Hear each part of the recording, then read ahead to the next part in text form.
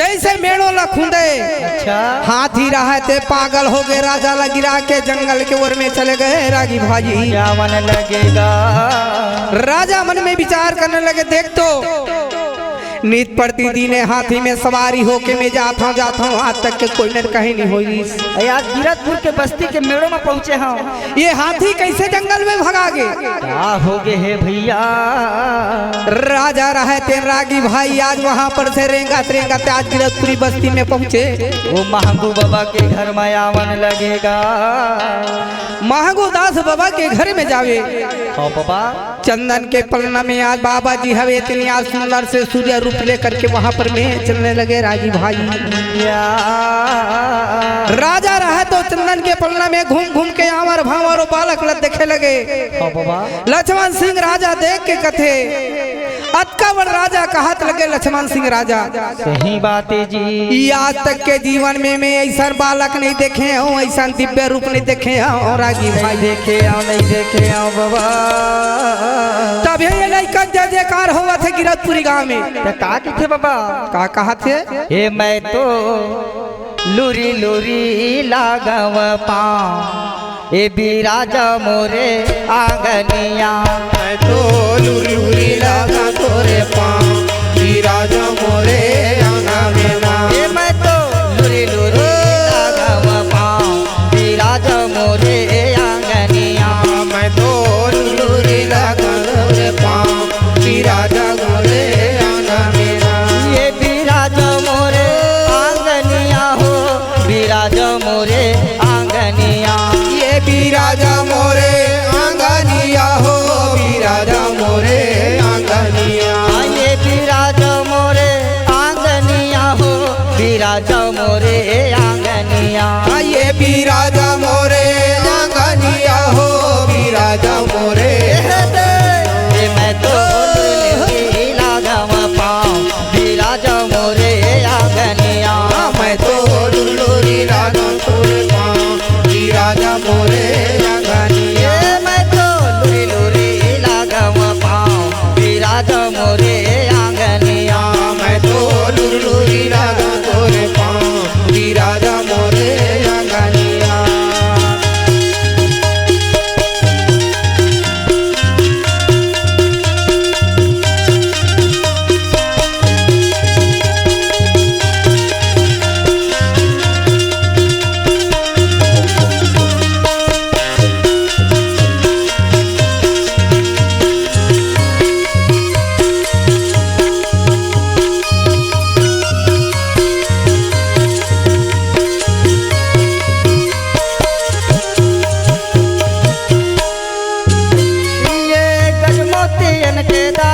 चौक पुराई लेते हो, चौक पुराई लेते गजमोतियन के दाई चौका पुराई लेते, चौका पुराई लेते।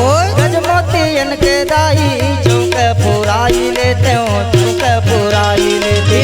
गजमोतियन के दाई चौका पुराई लेते, चौका पुराई। मैया चौक पुराई लेते हो, चौक पुराई लेते, चौका पुराई लेते, चौका पुराई लेते।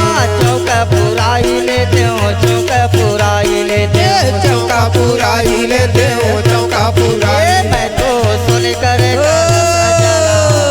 राजा मोरे आंगनिया। मैं तो लूरी झरना पे पाँव बिराजा मोरे आंगनिया। मैं तो लूरी लूरी लागव पाँव बिराजा मोरे आंगनिया। मैं तो लूरी लागा तोरे पाँव बिराजा मोरे आंगनिया।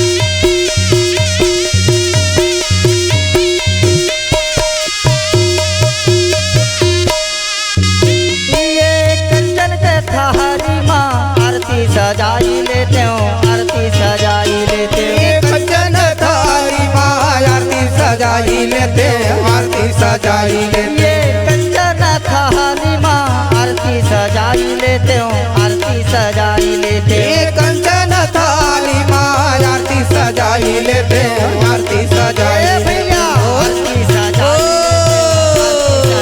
लेते आरती सजाई लेते आरती सजाई लेते आरती सजाई लेते हो आरती सजाई लेते आरती सजाई लेते आरती सजाई मैं तो धोआ धोआ चमला मनाऊं विराज मोरे आंगनिया मैं तो लुलुई जगह तोर पाऊं विराजा मोरे आंगनिया मैं तो लुरी लुरी लागम पाऊं विराज मोरे आंगनिया मैं तो लुलुरी लगा तोर पाऊं विराजा मोरे आंगनिया विराजा मोरे आंगनिया विराजा मोरे आंगनिया विराजा मोरे आंगनिया विराजा मोरे आंगनिया।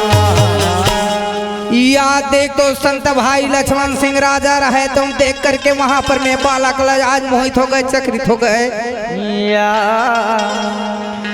ऐसा बालक में अपन जीवन में पहली बार देखा था नहीं देखे हो बाबा आज ये बालक के रूप रंगला देख के आज वहां पर मैं या लक्ष्मण सिंह राजा रहे तो संतो भाई दोनों हाथ जोड़ के बालक ला सुंदर प्रणाम करे प्रणाम करे थे बाबा और प्रणाम करके कहते हैं सतनाम पिता आज ऐसा बालक मोला दर्शन दे वजन में मोर जीवन तरंतार हो गए मोर काया तर गए हो गए बाबा लक्ष्मण सिंह राजा रहे तो अपन आप ला निछावर कर दिसरा की भाई बात है बाबा और निछावर करके लक्ष्मण सिंह राजा रहते हैं का होतेगा 7 ठन गांव लयाज बाबा घासीदास ल वहां पर मैदान में देने लगे रागी भाई बात हवेगी जा बाबा ये 7 ठन गांव ला तोला दे दे हाँ पिता 7 गांव में ते राज करबे 7 गांव में आबे जाबे 7 गांव में महल बना के ते रही जबे बाबा वास करबे बाबा तोर नाम सन में कम से कम मोरो नाम है चल जही डर जही बाबा आज बाबा घासीदास लक्ष्मण सिंह राजा 7 गांव दे के वहां पर में रागी भाई यारे यारे गिरौदपुरी भंडारपुरी चटवापुरी तेलासीपुरी खड़वापुरी खपरी कुआं बोड़सरा 7 गांवला दान में दे करके रागी भाई लक्ष्मण सिंह राजा रहते अपन तरीत पूरा कुल पूरा परिवार ला तार ली रागी भाई आज घासीदास के शरण में डंडा शरण गिर करके वहां पर मैं भाव भक्ति के साथ में रागी भाई लक्ष्मण सिंह राजा कहे लगे बाबा जीवन भर राज चलाए जीवन भर राजा करे आज तोर चरण में हम और काया ला धो देवे बाबा धो देवे बाबा धोई देवे हो उजराई देवे काला बाबा ये मोर काया ला धो देते बाबा अच्छा काबर की ये काया हननपन के लेकर के आज तक के गंदा है वही बात है जी ये उजराई नहीं है तो कैसे उजाही बाबा नाम में उजरा है भाई धोई देवे हो उजराई देवे नाम के धोबनिया धोई देवे या हो नाम के धोबनिया धोई देवे हो उजराई देवे वही नाम के धोबनिया धोई देवे वही नाम के धोबनिया धोई देवे हो उजराई देवे या हो नाम के धोबनिया धोई देवे या हो नाम के धोबनिया धोई देवे हो उजराई देवे वही नाम के धोबनिया धोई देवे वही नाम के धोबनिया ये नाम के धोबनिया गुरु मोर नाम के धोबनिया नाम के धोबनिया ये नाम के धोबनिया गुरु मोर नाम के धोबनिया नाम के धोबनिया ये नाम के धोबनिया बाबा नाम के धोबनिया नाम के धोबनिया ये नाम के धोबनिया बाबा नाम के धोबनिया नाम के बनिया धोई देवे हो जरा जी देवे या हो नाम के धोबनिया धोई देवे या हो नाम के धोबनिया धोई देवे हो उजराई देवे वही नाम के धोबनिया धोई देवे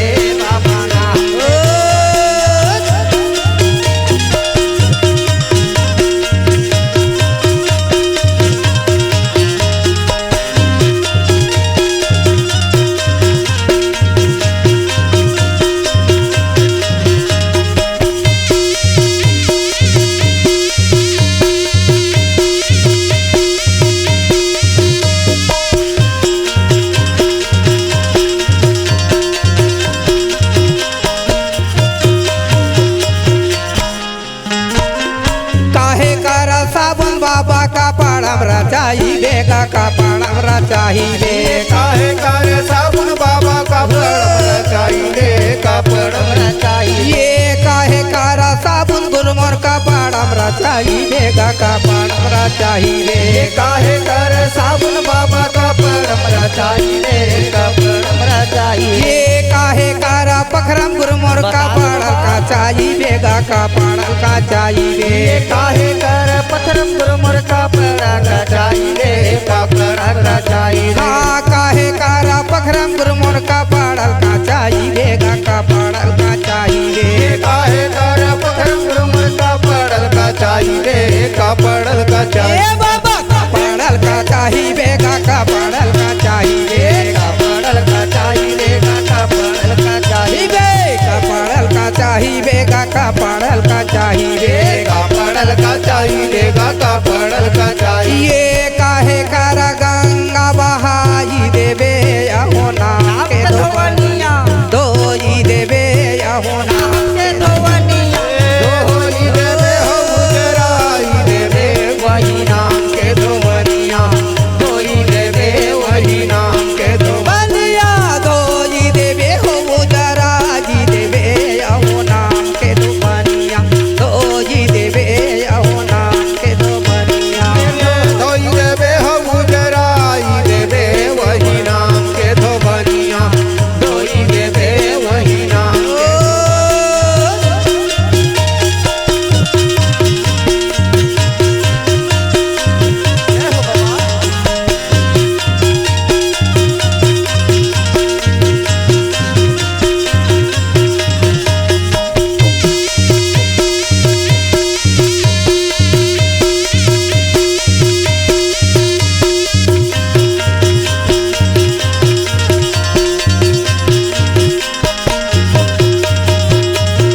आज वो बाबा के शरण में गिरे बाबा कौन से साबुन लगावत है रागी भाई? कौन से साबुन लगा? नाम का साबुन बाबा का पाणम रचाई बेगा का पाणम रचाई रे। ये नाम कर साबुन बाबा का पड़म रचाई रे, का पड़म रचाई। ये नाम का साबुन गुरमोर का पाणम रचाई बेगा का पाणम रचाई रे। ये नाम कर साबुन बाबा का पड़म रचाई रे, का पड़म रचाई। ये सतकारा पखरम गुरमोर का पाड़ा का चाही बेगा का पाड़ा का चाही रे। ये सतकर पथरम बाबा का पड़ा का चाई रे, का पड़ा का चाई। हाँ सतकारा पखरम गुरमोर का पाड़ा का चाही बेगा का पाड़ा का चाही रे। सतकर पथरम बाबा का पड़ा का चाई रे, का पड़ा का ये चाई। बाबा का पाड़ा का चाही बेगा का पाड़ा का चाही रे।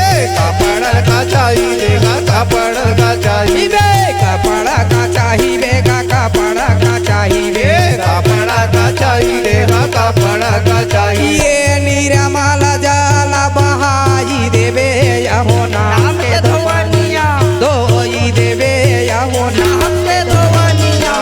दोई देवे हो उजराई देवे बाबा नाम के धोवनिया, दोई देवे बाबा नाम के। के धोवनिया दोई देवे हो उजरा जी देवे अहो नाम के धोवनिया दोई देवे अहो नाम के धोवनिया।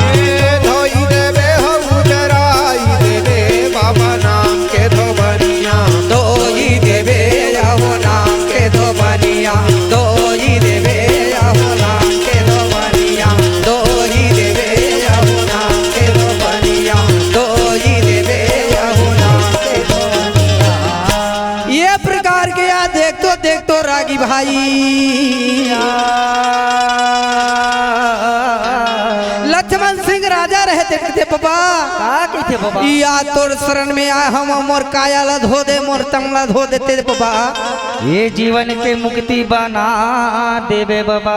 ये धन के मोर उद्धार हो जाती। सही बात है बाबा। लक्ष्मण सिंह राजा रहते अपन अपना सर्विस कर दी रात बाबा के चरण में। आज घासी राज बाबा रहते आज बोले आशीर्वाद दे करके वहाँ से सुंदर रागी भाई